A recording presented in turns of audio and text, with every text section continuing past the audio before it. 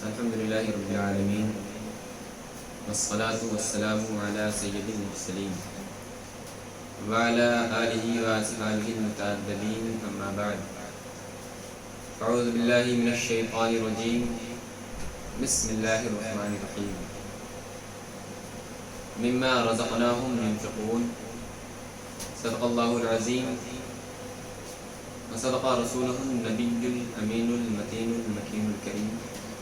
ونحن على ذلك لمن الشاهدين والشاكرين والحمد لله رب العالمين.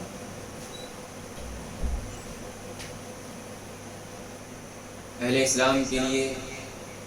جس طرح اللہ تبارک و تعالی نے روزہ نماز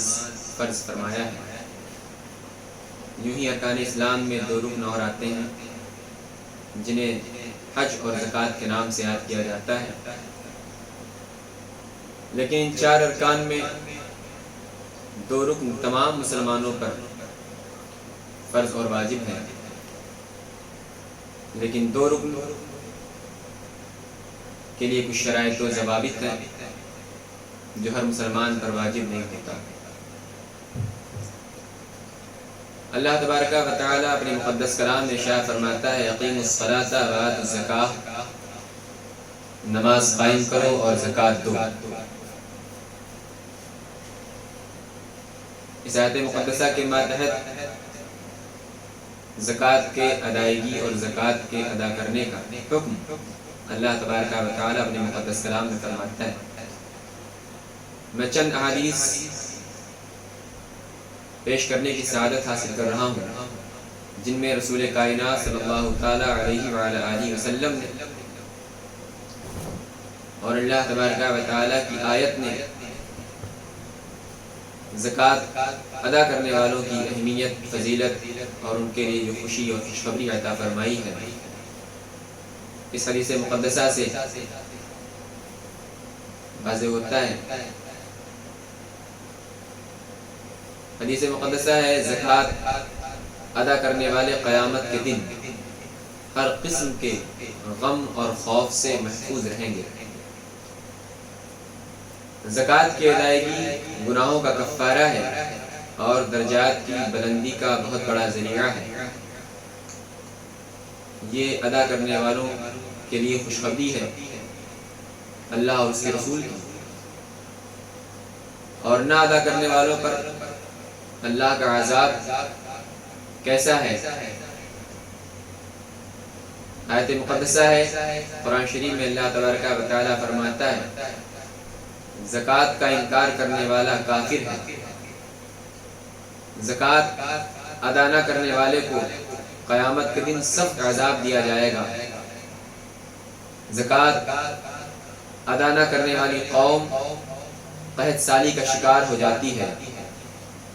عزیزان ملت اسلامیہ، ہمیں چاہیے کہ اللہ تبارک و تعالی نے اگر ہمیں اس قابل بنایا ہے کہ ہم زکوٰۃ ادا کرنے کے لائق ہیں تو ہم زکوٰۃ ادا کریں، کیونکہ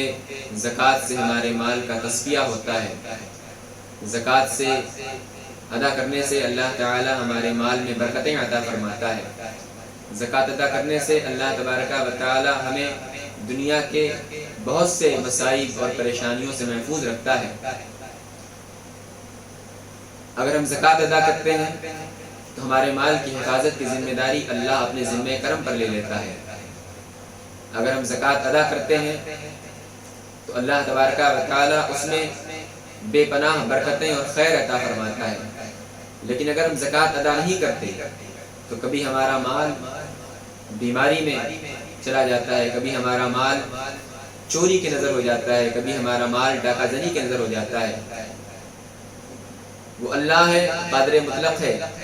جب چاہتا ہے دیتا ہے، جب چاہتا ہے دیتا ہے۔ اس لیے ہم تمام مومنین کو چاہیے کہ زکوٰۃ اگر ہم پر واجب ہے تو ہم زکوٰۃ کی ادائیگی کریں، اور یہ اسلام ایک ایسا مذہب مہذب ہے کہ اگر اسلام کے قانون پر ہر مسلمان عمل کرنا شروع کر دے تو اس کا وہ بھائی جو غربت کی دلدل میں دھنس رہا ہے اس کا وہ بھائی جو غریبی کا شکار ہو رہا ہے، اس کا وہ بھائی جو کھانے کے لیے ترستا ہے، جو عید کے دن نئے کپڑے کے لیے ترستا ہے، اگر ہر مسلمان صحیح معنوں میں زکوٰۃ ادا کرنے لگے تو رسول کائنات صلی اللہ تعالیٰ علیہ وآلہ وسلم نے جو یہ نظام حیات قائم فرمایا ہے زکوٰۃ کا، جسے اللہ تبارک و تعالیٰ نے تمام مالدار مسلمانوں پر فرض فرمایا ہے، اس کی اصل وجہ یہی ہے کہ ہماری قوم میں جو غریب ہیں، جو نادار ہیں، جو مفلس ہیں، جو لاچار ہیں، جو مساکین و غربا میں جن کا شمار ہوتا ہے، اگر ہم اللہ کی عطا کردہ نعمت سے نئے کپڑے پہنتے ہیں، نئے لباس پہنتے ہیں، اچھے لباس زیب تن کرتے ہیں، کھانے پینے کے ساز و سامان ہم تک مہیا ہوتے ہیں،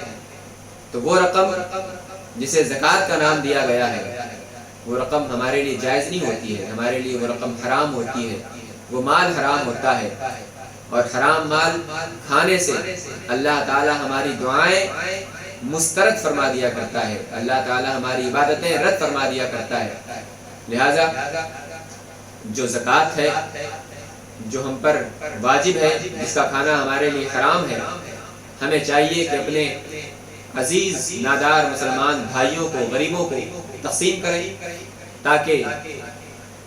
وہ اگرچہ ہمارے برابر نہ کھڑے ہو سکیں لیکن کم از کم وہ اچھے لباس پہن سکیں، اچھے کپڑے پہن سکیں، اچھے کھانے کھا سکیں، اچھی زندگی گزار سکیں۔ اس طرح ہمارے مال کا تصفیہ ہو جائے گا، ہمارا مال پاک بھی ہو جائے گا، اور ہم اللہ تعالیٰ کے ان بندوں میں شمار کیے جائیں گے جن کے بارے میں اللہ فرماتا ہے مما رزقناہم ينفقون، بے شک متقی وہی ہیں، پرہیزگار وہی ہیں کہ جو ہمارے راہ میں اپنے مال کو خرچ کیا کرتے ہیں۔ اب ہم آپ کو یہ بتا دیں کہ زکوٰۃ کن لوگوں پر واجب ہے، انسان مالک نصاب ہوتا کب ہے؟ کیا ہر مالدار مالک نصاب ہے، یا کچھ مالدار مالک نصاب ہیں، یا کون سے مالدار ہیں جنہیں مالک نصاب کہا جاتا ہے؟ تو ہماری شریعت مطہرہ بتاتی ہے کہ ہر عاقل بالغ مالدار مسلمان مرد و عورت پر زکوٰۃ کا ادا کرنا واجب ہے۔ عاقل ہونا بھی ضروری ہے، یعنی پاگل نہ ہو، بالغ ہونا بھی ضروری ہے، یعنی نابالغ نہ ہو، مالدار ہونا بھی ضروری ہے، یعنی غریب نہ ہو، اور مسلمان تو سب سے پہلے ضروری ہے۔ اب یہ شرائط جب پائے جائیں گے تو وہ مالدار کیسا مالدار ہوگا کہ جب وہ مالک نصاب ہوگا؟ ایسی کون سی میعاد ہے، کتنی رقم اس کے پاس ہوگی کہ وہ مالک نصاب ہو سکتا ہے؟ تو ہماری شریعت بتاتی ہے جب وہ 52.5 تولہ چاندی یا 7.5 تولہ سونا یا اس کی قیمت پر پورا سال گزر جائے، اس شخص کے پاس اگر 52.5 تولہ چاندی ہے تو وہ صاحب نصاب ہے، مالک نصاب ہے، یا اس کے پاس 7.5 تولہ سونا ہے تو وہ مالک نصاب ہے، یا اس کے پاس اتنی رقم ہے جو 7.5 تولہ سونا کی قیمت کو پہنچتی ہو یا 52.5 تولہ چاندی کی قیمت کو پہنچتی ہو، تو وہ انسان مالک نصاب ہوتا ہے۔ اب اس مال پر پورا سال کا گزر جانا ضروری ہے۔ ہمارے پاس اگر اتنی رقم ہے عید کے وقت، جیسا کہ آج ہم لوگ رمضان میں زکوٰۃ ادا کرتے ہیں، تو رمضان سے پہلے ہمارے پاس اتنا پیسہ ہے کہ ہم مالک نصاب نظر آ رہے ہیں، تو کیا ہمارے اوپر زکوٰۃ ادا کرنا واجب ہے؟ اس کے لیے ضروری ہے کہ حولان حول کا ہونا، اس مال پر جس مال کے ذریعہ ہم مالک نصاب ہوتے ہیں اس مال پر حولان حول کا ہونا ضروری ہے، پورا سال گزر جانا ضروری ہے۔ اور 52.5 تولہ چاندی کی قیمت دور حاضر میں تقریباً 35,000 روپے، 30 سے 35,000 روپے بنتے ہیں، جو ہمیں چاہیے کہ ہم معلوم کر سکیں کہ اس کی قیمت کیا ہے۔ اگر مثال کے طور پر 35,000 روپے اس کی قیمت ہے اور ہم اپنے بینک میں یا اپنے پاس 35,000 روپے رکھے ہیں اور اس 35,000 پر پورا سال گزر جاتا ہے تو ہم مالک نصاب کہلاتے ہیں۔ اب زکوٰۃ ادا کرتے وقت اگر ہمارے پاس 2 لاکھ روپے موجود ہیں 3 لاکھ روپے موجود ہیں، 4 لاکھ روپے موجود ہیں، 1 لاکھ روپے موجود ہیں، تو صرف اسی 30,000 پر زکوٰۃ ادا کرنا واجب نہیں ہے، بلکہ جتنا مال ہمارے پاس اس وقت موجود ہے اس تمام مال پر ہمیں زکوٰۃ ادا کرنا واجب ہے۔ اگر ہمارے پاس اتنی دولت نہیں ہے، 25-30 ہزار روپے پر ہمارا پورا سال نہیں گزرتا ہے، لیکن ہمارے گھر میں جو ہماری ماں ہوتی ہیں، ہماری بہن ہوتی ہیں، ہماری بیوی ہوتی ہیں، اگر ان کے پاس سونا ہے اور 7.5 تولہ سونا نہیں ہے بلکہ 1 ہی تولہ سونا ہے، اور چاندی 52.5 تولہ نہیں ہے بلکہ 1 ہی 2 تولہ ہے، تو کیا ہم پر زکوٰۃ واجب ہے؟ تو اگر 7.5 تولہ سونا ہونے کے باوجود 2 ہی تولہ سونا ہے، یا 1 ہی تولہ سونا ہے، یا آدھا ہی تولہ سونا ہے، اور چاندی کی 1 پٹی ہی اگر ہمارے پاس ہے، تو ہم پر زکوٰۃ کرنا واجب اس لیے ہے کہ وہ چاندی کی 1 پٹی اور آدھا تولہ سونا اس قیمت کو پہنچ جاتی ہے جو ان میں سے کسی ایک کی قیمت بنتی ہے، یعنی 35,000 روپے جو قیمت بنتی ہے، اگر ہمارے پاس 1 تولہ سونا ہے یا آدھا تولہ سونا ہے تو اس کی قیمت 25,000 روپے، اگر 1 تولہ سونا ہے تو تقریباً 40,000 روپے اس کی قیمت بنتی ہے، تو اگر 1 تولہ سونا ہے تو اس پر زکوٰۃ دینا، ساتھ ضروری ہے کہ اس کے لیے چاندی ہو۔ اگر صرف سونا ہی سونا ہے، اگرچہ وہ سونا 7 تولہ ہی کیوں نہ ہو، تبھی اس پر زکوٰۃ واجب نہیں ہے، کیونکہ 7.5 تولہ ہونا شرط ہے، اور اگر چاندی 52 تولہ ہی کیوں نہ ہو تبھی اس پر زکوٰۃ واجب نہیں ہے، کیونکہ 52.5 تولہ ہونا شرط ہے۔ لیکن اگر دونوں موجود ہوں اور دونوں آدھا آدھا ہوں یا تھوڑے تھوڑے ہوں اور دونوں کو ملا کر 35,000 کی قیمت پہنچ جاتی ہے تو زکوٰۃ واجب ہوتی ہے۔ عزیزان ملت اسلامیہ، آج میں نے صرف آپ حضرات کے سامنے بیان کیا ہے کہ زکوٰۃ ادا کرنے پر اللہ تبارک و تعالی ہمیں کیا عطا فرماتا ہے، نہ ادا کرنے پر اللہ تبارک و تعالی کے عذاب کے شکار ہم کس طرح ہوتے ہیں، اور زکوٰۃ کن حضرات پر واجب ہے۔ سب سے ضروری یہ ہے کہ یہ مسئلہ